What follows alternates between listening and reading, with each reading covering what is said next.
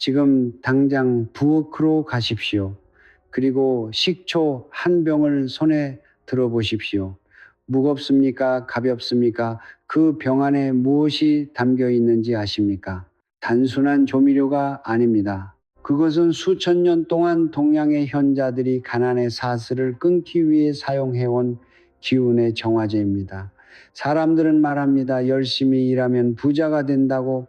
하지만 저는 오늘 여러분께 분명히 말씀드립니다. 그것은 새빨간 거짓말입니다.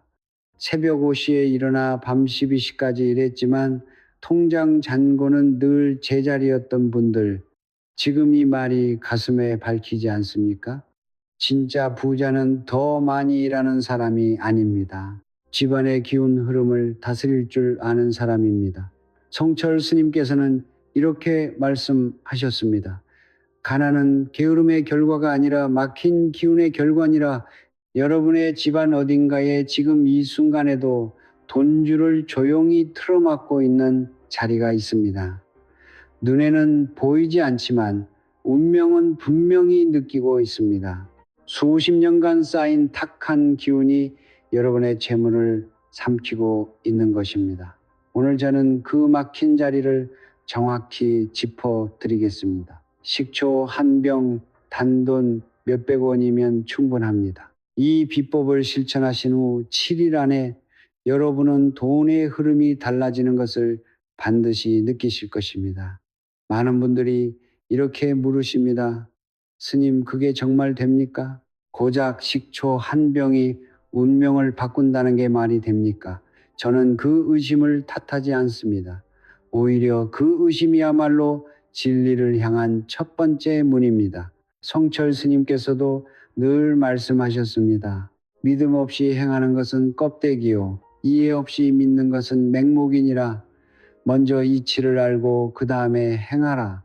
그러므로 오늘 저는 여러분께 식초가 왜 기운을 바꾸는지 그 깊은 이치부터 차근차근 풀어드리겠습니다. 동양 철학의 근본인 오행음양에서 세상의 모든 물질과 에너지는 5가지 기운으로 나뉩니다. 하, 무, 하, 두, 진, 하, 쇠. 이 5가지 기운은 끊임없이 서로를 낳고 또 서로를 억제하며 우주의 균형을 유지합니다. 그런데 이 오행에는 각각 대응하는 맛이 있습니다. 단맛은 토, 쓴맛은 화, 짠맛은 수, 매운맛은 금, 그리고 신맛은 목에 속합니다. 식초의 맛은 무엇입니까? 바로 신맛입니다. 즉 식초는 오행 중 목, 모의 기운을 품고 있는 물질입니다. 목이란 무엇입니까? 봄날 땅을 뚫고 올라오는 새싹의 기운입니다. 막힌 것을 뚫고 굳은 것을 풀어주며 정체된 흐름을 다시 살려내는 생명력의 에너지입니다. 오랫동안 집안 곳곳에 눌러 앉아 있는 음기, 즉 탁하고 무거운 기운은 마치 하수구에 낀 때처럼 재물의 흐름을 조용히 그러나 끊임없이 막아버립니다. 그리고 그 음기가 쌓이는 곳에서는 반드시 돈이 새고 사람이 지치고 운이 막힙니다. 식초의 신맛 에너지, 즉 목기는 바로 이 탁한 기운을 흡수하고 정화하는 역할을 합니다. 마치 눈에 보이지 않는 빗자루처럼 식초 한 병은 여러분의 집안에서 수십 년간 쌓여온 기운의 때를 조용히 쓸어냅니다. 성철 스님께서는 생전에 이런 말씀을 자주 하셨습니다. 집이란 사람이 사는 곳이 아니라 기운이 흐르는 통로니라. 그 통로가 막히면 아무리 부지런한 사람도 제자리를 맴돌게 되어 있느니라. 저는 이 말씀을 처음 들었을 때 가슴이 무너지는 듯한 느낌을 받았습니다. 그렇습니다. 여러분이 아무리 열심히 벌어도 돈이 모이지 않는 이유는 여러분의 능력이 부족해서가 아닙니다. 집이라는 통로가 막혀 있기 때문입니다. 벌어들이는 돈보다 나가는 돈이 항상 많은 분들, 통장에 잠깐 들어왔다가 이유도 모르게 빠져나가는 돈의 흐름에 지쳐버린 분들, 그것은 결코 여러분의 잘못이 아닙니다. 그것은 기운의 문제입니다. 그렇다면 왜 하필 식초입니까? 세상에 신맛을 가진 것은 많지 않습니까?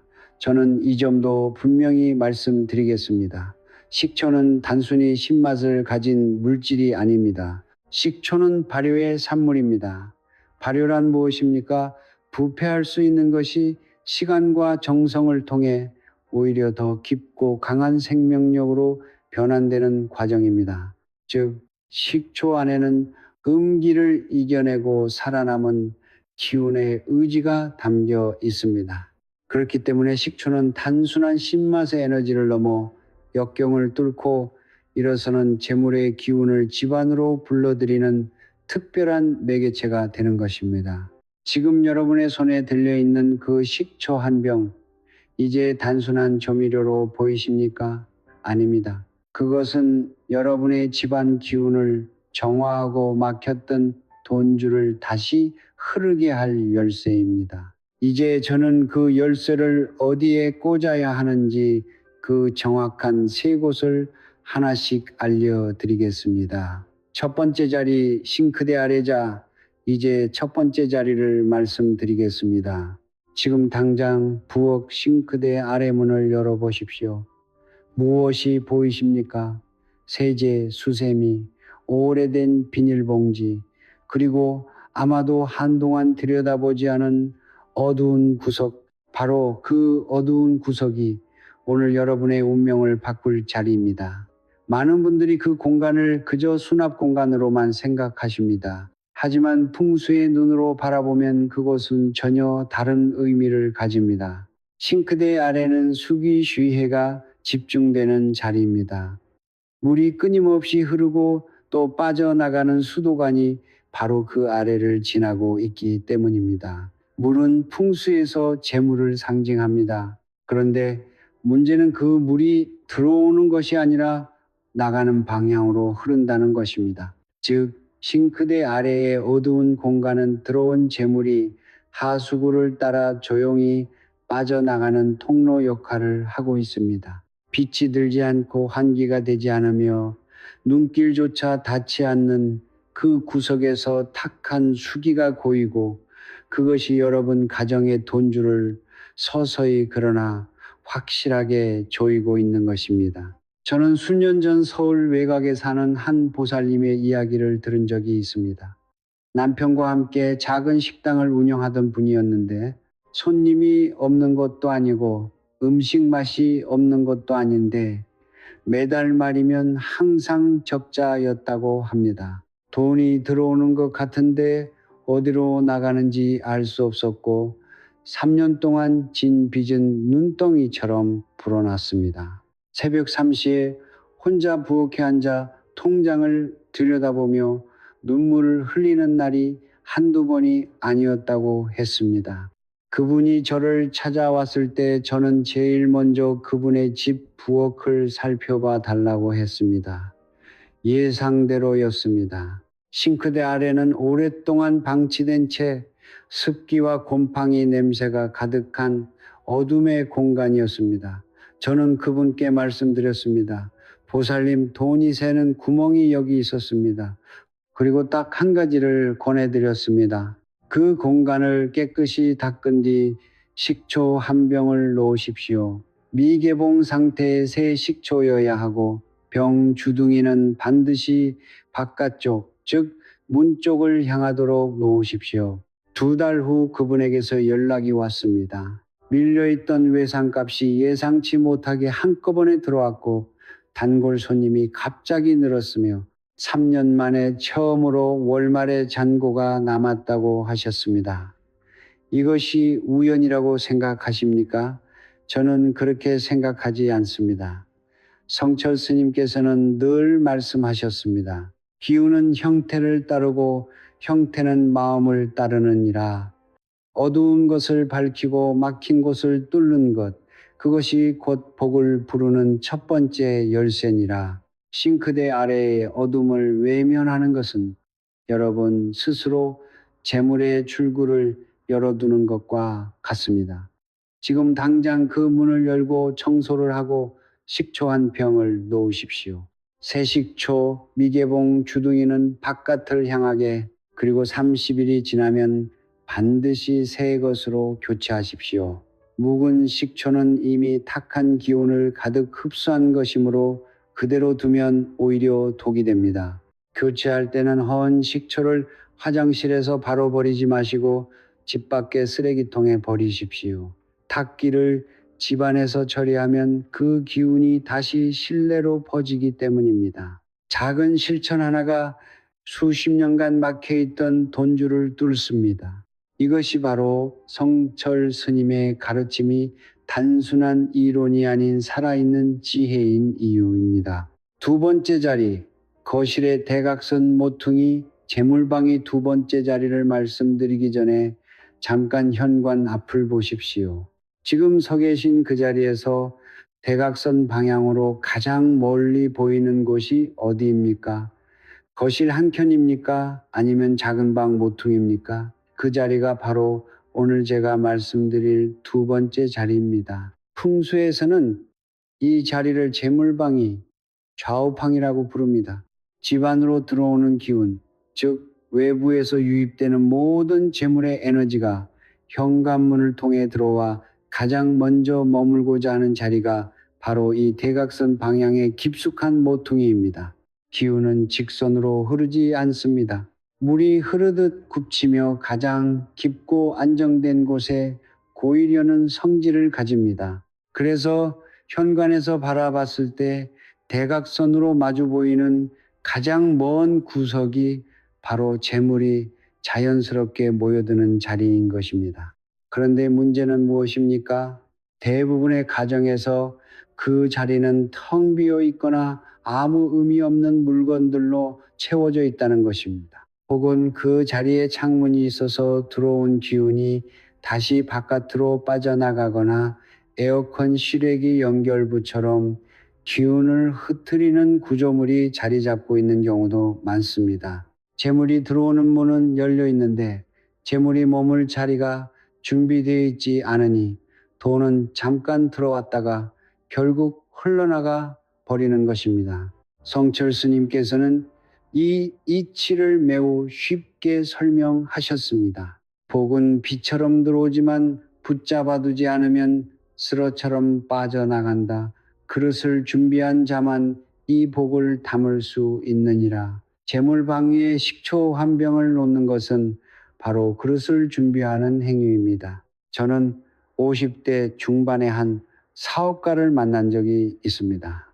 젊은 시절부터 남들보다 훨씬 열심히 일했고 사업 수완도 있었으며 사람들과의 관계도 나쁘지 않았지만 사업이 궤도에 오르는 듯하면 반드시 예상치 못한 일이 터져 다시 원점으로 돌아가는 일이 반복되었습니다. 투자한 것이 실패로 돌아오고 믿었던 사람에게 배신을 당하고 계약이 성사 직전에 무산되는 일들이 연달아 이어졌습니다. 그분은 이미 여러 곳에서 조언을 구했지만 나아지는 것이 없다고 하셨습니다. 저는 그분의 자택을 방문해서 현관에서 보았습니다. 그리고 대각선 방향을 바라보았을 때 그 자리에는 낡은 운동기구와 오래된 박스들이 쌓여 있었습니다.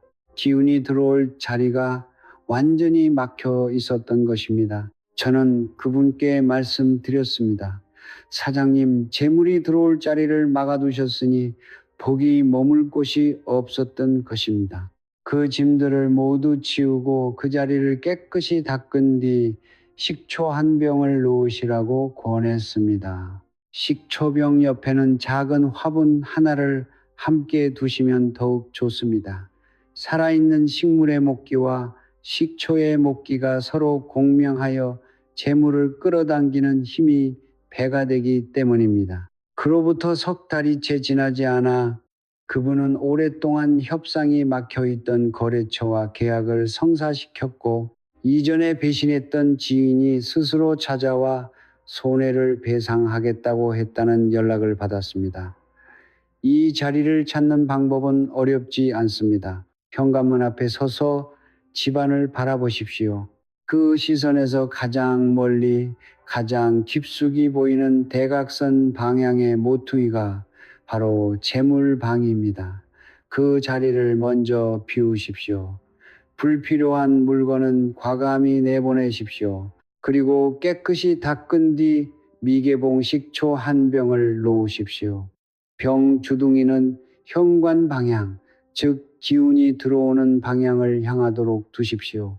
들어오는 재물의 기운을 정면으로 받으라는 의미입니다. 그 한 가지 실천이 오랫동안 여러분 곁을 스쳐 지나가기만 했던 재물을 비로소 여러분의 손에 붙잡아두기 시작할 것입니다. 세 번째 자리, 냉장고 주변 세 번째 자리는 여러분이 매일 수십 번씩 지나치지만 단 한 번도 풍수의 눈으로 바라본 적 없는 곳입니다.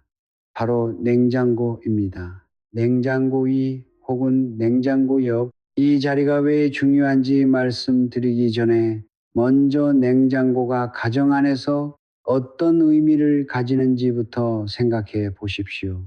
냉장고는 단순히 음식을 보관하는 기계가 아닙니다. 풍수에서 냉장고는 그 가정의 식록, 식물 상징합니다. 식록이란 무엇입니까? 한 가정이 먹고 살 수 있는 복, 즉 의식주를 유지할 수 있는 근본적인 제복과 자산을 의미합니다. 냉장고가 풍성하면 그 집안의 식록이 풍성하고, 냉장고가 비어 있거나 냉장고 주변의 기운이 탁하면 그 가정의 식록도 함께 말라버립니다. 단순한 비유가 아닙니다. 수천 년 동안 동양의 현자들이 가정의 제복을 볼 때 부엌과 냉장고, 즉 음식이 모이는 자리를 가장 먼저 살폈던 데에는 깊은 이유가 있습니다. 냉장고가 가진 또 하나의 특성을 생각해 보십시오. 냉장고는 항상 차갑습니다. 차가운 기온, 즉 냉기름캐는 오행에서 수기수비가 극도로 강해진 상태입니다. 수기는 적절할 때는 재물을 상징하지만 지나치게 강해지면 오히려 토기 도해를 억누릅니다. 토란 무엇입니까? 대지의 기운, 즉 모든 것을 품고 축적하는 저장의 에너지는 토기의 힘입니다. 재물이 쌓이고 머무는 것은 토기의 힘입니다. 그런데 냉장고에서 끊임없이 뿜어져 나오는 냉기가 그 토기를 서서히 눌러버리면 가정 안에서 재물이 쌓이지 못하고 계속 흩어지는 현상이 나타납니다. 벌어도 모이지 않고 저축을 해도 예상치 못한 지출로 결국 바닥을 드러내는 것. 이것이 바로 냉장고 주변의 기운이 무너진 가정에서 반복되는 패턴입니다. 성철 스님께서는 이렇게 말씀하셨습니다. 부엌의 기운이 살아야 온 가족의 복이 산다. 먹을 것이 넉넉한 집에는 반드시 재물도 따라오느니라. 저는 경기도 외곽의 한 가정을 방문한 적이 있습니다. 어머니 혼자 두 자녀를 키우며 작은 가게를 운영하시는 분이었습니다. 아이들은 착하고 성실했고 어머니 또한 하루도 쉬지 않고 일하셨지만 가게 매출은 늘 제자리였고 아이들 학원비를 내고 나면 통장에 남는 것이 없었습니다. 제가 그댁 부엌에 들어섰을 때 냉장고 위에는 오래된 영수증 묶음과 먼지 쌓인 물건들이 가득했습니다. 냉장고 옆에는 축축한 행주가 아무렇게나 걸려 있었고 냉장고 뒷면에서 나오는 열기와 앞에서 나오는 냉기가 뒤엉켜 그 공간 전체의 기운이 극도로 불안정한 상태였습니다. 저는 어머니께 조용히 말씀드렸습니다. 어머님, 이 자리가 온 가족의 식록을 관장하는 자리입니다. 지금 이 자리의 기운이 이렇게 흐트러져 있으니 아무리 열심히 일하셔도 복이 쌓일 수가 없었던 것입니다. 냉장고 위에 물건을 모두 치우고 깨끗이 닦은 뒤 식초 한 병을 올려두시라고 했습니다. 그리고 가능하다면 냉장고 옆에 작은 소금 그릇을 함께 두어 냉기를 중화시키라고 덧붙였습니다. 6달 후 그 어머니에게서 연락이 왔습니다. 가게에 새로운 거래처가 생겼고 큰아이가 장학금을 받게 되었으며 오랫동안 연락이 끊겼던 친척으로부터 뜻밖의 도움을 받았다고 하셨습니다. 목소리에서 눈물이 느껴졌습니다. 냉장고에 혹은 옆에 식초를 놓으실 때는 반드시 냉장고 주변을 먼저 깨끗이 정리하십시오. 냉장고 위에 아무것도 올려두지 않는 것이 원칙이지만 식초 한 병만큼은 예외입니다. 병 주둥이는 부엌 안쪽, 즉 가정의 중심 방향을 향하게 두십시오. 재물의 기운이 가정 안으로 깊숙이 스며들도록 하는 방향입니다. 이 세 번째 자리는 단순히 여러분의 돈을 지키는 것을 넘어 자녀의 앞날과 가족 전체의 건강한 미래를 함께 품어줍니다. 성철 스님의 가르침대로 부엌이 살면 온 가족이 삽니다. 식초를 절대로 두어서는 안 되는 금기장소 3곳, 지금까지 식초를 두어야 할 3곳을 말씀드렸습니다. 그런데 오늘 제가 반드시 말씀드려야 할 것이 하나 더 있습니다. 어쩌면 앞서 말씀드린 3자리보다 더 중요할 수도 있습니다. 바로 식초를 절대로 두어서는 안 되는 자리입니다. 풍수에서는 올바른 실천만큼이나 잘못된 실천을 피하는 것이 중요합니다. 좋은 기운을 불러들인 것과 나쁜 기운을 만들지 않는 것, 이 두 가지가 함께 이루어질 때 비로소 진정한 변화가 시작됩니다. 성철 스님께서는 늘 이렇게 말씀하셨습니다. 복을 짓는 것도 중요하지만 지은 복을 스스로 허무는 것을 멈추는 것이 먼저니라. 오늘 제가 말씀드릴 3곳의 금기 장소는 많은 분들이 아무 생각 없이 지나치는 자리들입니다. 그러나 그 자리에 식초를 두는 순간 여러분이 앞서 쌓은 모든 노력이 한순간에 무너질 수 있습니다. 부디 이 경고를 가볍게 듣지 마십시오. 침실 머리맡 첫 번째 금기 장소는 침실 머리맡입니다. 많은 분들이 침실에 식초를 두면 주무시는 동안에도 기운이 정화될 것이라고 생각하십니다. 그러나 그것은 큰 오해입니다. 침실은 사람의 생기상과 가장 집중되는 공간입니다.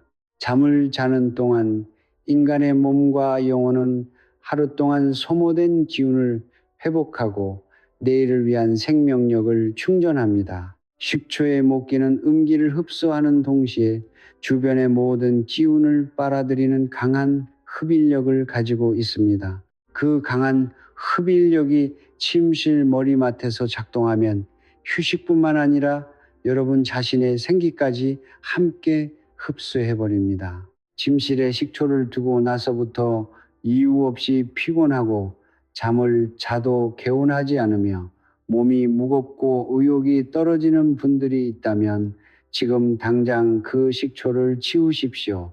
특히 머리에서 반경일 이내는 절대 금지 구역입니다. 수면은 인간이 다음 날의 복을 준비하는 시간입니다. 그 시간을 온전히 지켜야 합니다. 조상님 사진이나 위패 앞 두 번째 금기 장소는 조상님 사진이나 위패 앞입니다. 우리 동양 문화에서 조상님은 단순히 돌아가신 분이 아닙니다. 조상님은 살아있는 후손들에게 복덕 후덕의 뿌리를 내려주시는 존재입니다. 조상님의 사진이나 위패가 놓인 자리는 그 복덕의 기운이 흘러내려오는 통로입니다. 그런데 식초의 강한 정화 기운이 그 자리에 놓이면 어떻게 됩니까? 조상님의 신기, 신해를 자극하고 흐트리게 됩니다. 이것은 의도치 않은 불경입니다. 성철 스님께서는 조상님에 대한 공경을 매우 강조하셨습니다. 뿌리가 깊어야 열매가 크다. 조상님을 공경하는 집안에는 반드시 큰 복이 따르느니라. 조상님 앞에는 맑은 한 잔과 정성 어린 마음만으로도 충분합니다. 식초처럼 강한 기운의 물질은 절대 그 앞에 두지 마십시오. 조상님의 가호를 받아야 할 자리에서 오히려 그 가호의 통로를 막아버리는 결과를 낳게 됩니다. 화장실 내부 세 번째 금기 장소는 화장실 내부입니다. 화장실은 집안에서 가장 음기가 강하고 탁기가 집중되는 공간입니다. 많은 분들이 화장실의 나쁜 기운을 식초로 정화하려 하십니다. 그 마음은 이해합니다. 그러나 이것은 오히려 역효과를 낳습니다. 식초의 목기는 어느 정도의 음기는 흡수하고 정화할 수 있습니다. 하지만 화장실처럼 수기와 탁기가 극도로 강한 공간에 놓이면 식초는 그 압도적인 탁기에 오염되어 버립니다. 정화제가 오히려 도끼를 담는 그릇으로 변해버리는 것입니다. 그리고 그 도끼를 머문 식초가 화장실 문이 열릴 때마다 집안 곳곳으로 탁한 기운을 내뿜게 됩니다. 화장실의 기운을 정화하고 싶으시다면 식초 대신 굵은 소금 한 그릇을 변기 뒤편에 두십시오. 소금의 도기가 화장실의 음기를 흡수하되 오염되지 않고 중화시켜 줍니다. 이것이 올바른 방법입니다. 식초는 반드시 앞서 말씀드린 세 자리, 즉 싱크대 아래, 재물방위, 냉장고 주변에만 사용하십시오. 좋은 것도 잘못된 자리에 두면 독이 됩니다. 이것이 풍수의 진리이며 성철 스님의 가르침의 핵심입니다. 매진마론을 저는 여러분께 식초 한 병 이야기를 드렸습니다. 그러나 돌이켜보면 오늘 제가 진정으로 말씀드리고 싶었던 것은 식초가 아니었습니다. 식초는 다만 하나의 열쇠였을 뿐입니다. 제가 오늘 진정으로 말씀드리고 싶었던 것은 바로 이것입니다.